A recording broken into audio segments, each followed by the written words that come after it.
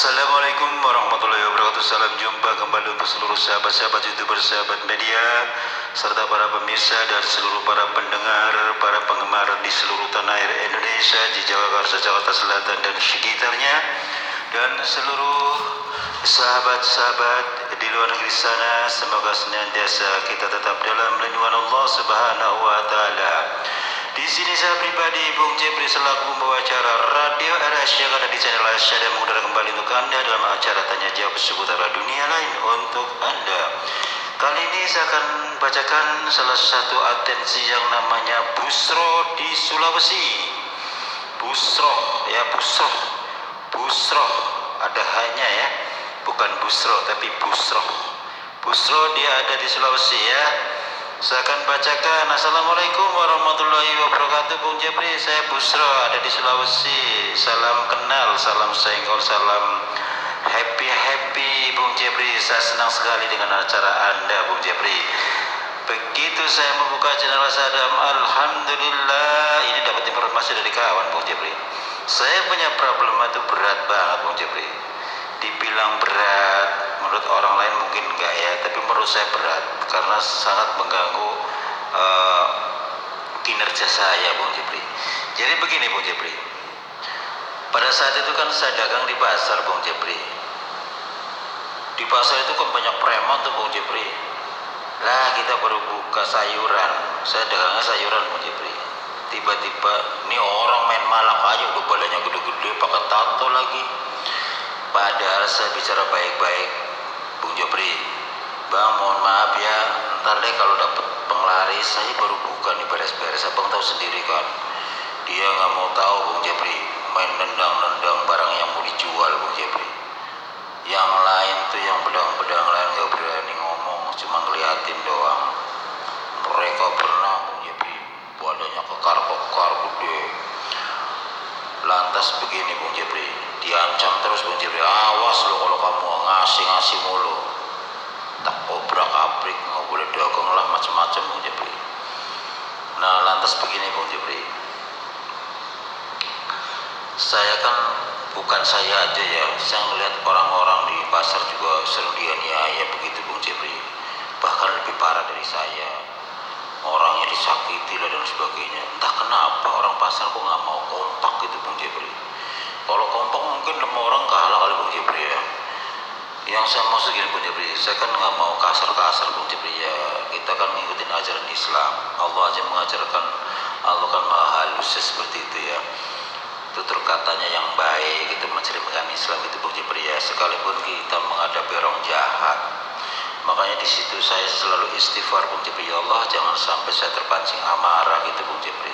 Sekalipun saya orang kecil juga nggak ada hubungan dengan masalah itu Bung Jepri ya, karena kita kembali kepada Allah, bahwasanya Allah mengajarkan kepada hambanya untuk tutur kata yang baik, yang sopan santun, dan bisa merangkul orang yang sekiranya tidak dapat hidayah supaya dapat hidayah. Gimana caranya? Apalagi yang baru saja saya ceritakan tentang masalah preman Bung Jepri ya.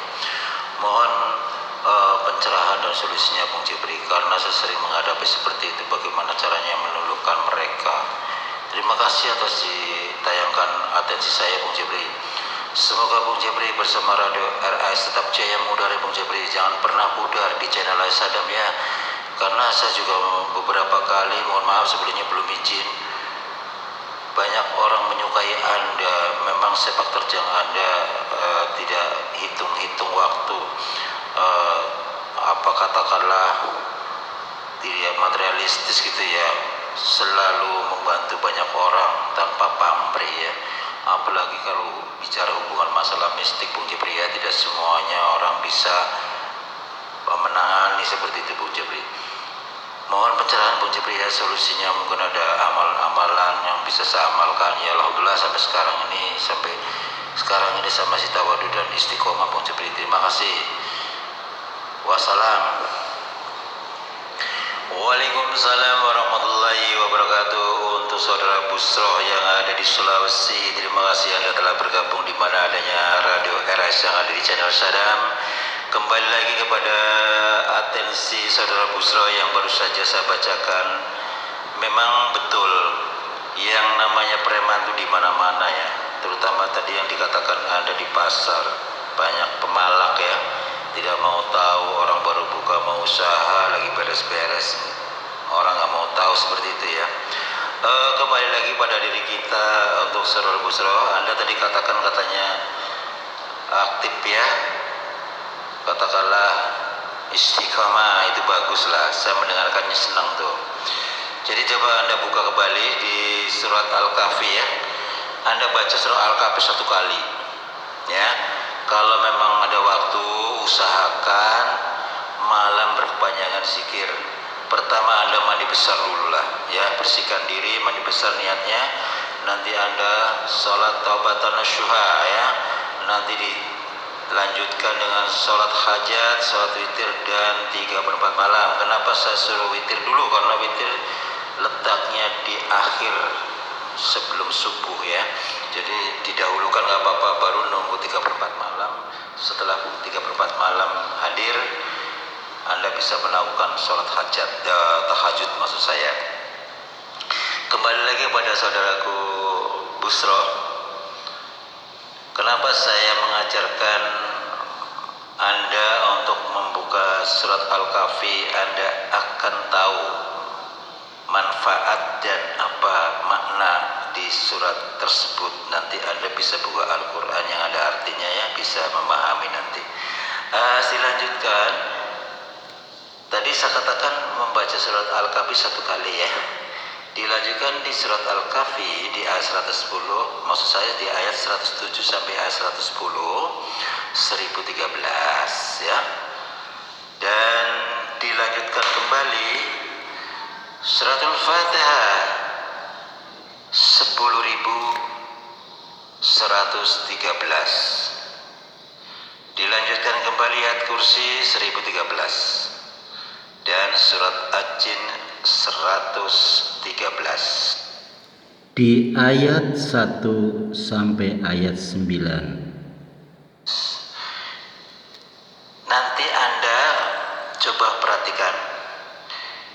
Ya Malik Yaumiddin, Iyyaka na'budu wa iyyaka nasta'in.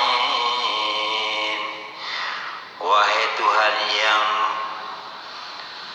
menguasai hari pembalasan, hanya kepadamu-lah kami menyembah dan hanya kepadamu-lah kami memohon pertolongan. Nah, saya ulangi kembali ya doanya. Ya Malik Yaumiddin, Iyyaka na'budu wa iyyaka nasta'in. Ini doa untuk menghadapi musuh seperti Anda baru saja menceritakan berhadapan dengan pemalak, katakanlah si pasar ya. Anda cukup membatin, gak usah pakai suara, bisa, cuman yang penting lidah Anda bergerak ya. Misalnya Bismillahirrahmanirrahim. Ya Malik Yaumiddin, Iyyaka na'budu wa iyyaka nasta'in. Dalam hati Anda mengatakan, ya Allah, Engkaulah Tuhan yang menguasai hari pembalasan, hanya kepadamu-lah kami menyembah dan hanya kepadamu-lah kami memohon pertolongan, seperti itu. Dan Anda tambahkan kalimat, ya Allah, luluhkan hatinya orang yang saya hadapi, misalnya musuh Anda atau premannya, sambil memandangi dia, agar dia menuruti apa kata saya. Lupakan niat jahatnya, seperti itu, dan hilangkan tenaganya. Kenapa saya katakan demikian? Supaya dia tidak macam-macam seperti barang Anda ditendang-tendang, seperti itu ya, dagangan Anda ditendang-tendang. Bahkan Anda mengetahui adanya teman-teman Anda lebih parah katanya ya, barangnya dobrak-abrik, orangnya disakiti, seperti itu ya. Untuk saudaraku Busro, ya Malik Yaumiddin, Iyyaka na'budu wa iyyaka nasta'in, dibaca atau diamalkan sebanyak 1013 bersamaan yang tadi. Dalam kurun waktu 3 hari Anda harus sudah kelar dengan surat yang tadi ya. Dan diakhiri ya diakhiri suratul Fatihah sampai anas masing-masing 9 kali. Itu setiap malam Anda harus selesai yang itu. Kalau yang banyak bisa cicil, yang penting 3 hari kelar. Siapkan air doa. Air doa itu sebagai penghantar yang nanti setelah Anda selesai 3 hari. Namun pada hari pertama, hari kedua, ketiga tetap Anda tiupkan di air doa tersebut, ya Allah, saya niatkan Engkau dengan melalui air doa ini, semoga bermanfaat untuk kekuatan tenaga hamba dan untuk melatih kesabaran, hindarkan dari kejahatan, kezaliman, hindarkan dari mara bahaya dan malapetaka, kuatkan tubuh hamba, seperti itu ya.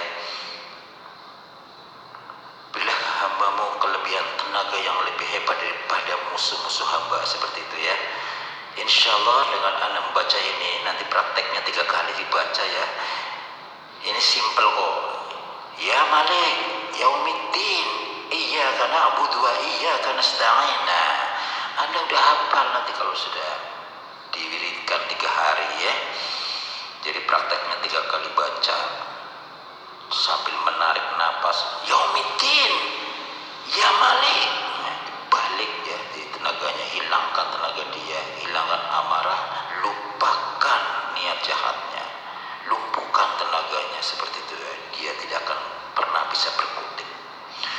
Seandainya ya lawan Anda misalnya dia memiliki kelebihan, katakanlah bergurulah, katakanlah seperti yang memiliki kelebihan, katakanlah kodam dan sebagainya, Anda membaca surat Al-Kahfi yang tadi saya katakan, diamalkan berapa tadi, Anda ingat ya. Prakteknya, pada saat prakteknya setelah 3 hari cukup membaca surat Al-Kahfi 1 kali, di ayat 107 sampai 110 1 kali. Jangan lupa awal mula kita hentakan, tarik nafas supaya untuk menjaga kehusuan. Niat Anda apa?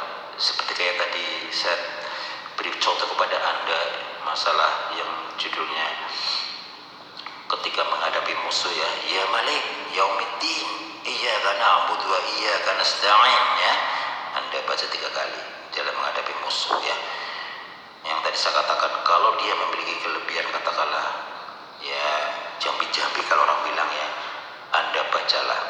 Kalau dia nyambat masalah jin, bacalah ayat 107 sampai ayat 110 di surat Al-Kahfi ya, karena sudah diamalkan selama 3 hari insya Allah. Kembali lagi pada surah Al-Busra. Setiap malam mau wasilah Anda harus mandi besar ya, sholat taubatan nasuha, sholat hajat, sholat witir, sholat 3/4 malam atau tahajud ya, selama 3 hari dan dibarengi puasa sunnah.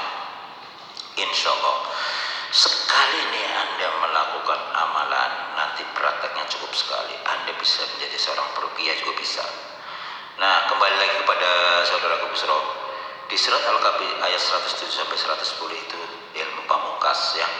Kalau diamalkan dengan baik, dengan benar-benar ya, dengan khusyuk, penuh ikhlas, 1 kali baca banyak manfaatnya, bisa mendobrak seluruh penjahat-penjahat yang ada. Tak usah takut mau dia punya ilmu rawai-rawai rontek, kayak mau punya jambi-jambi macam-macam, gak usah takut.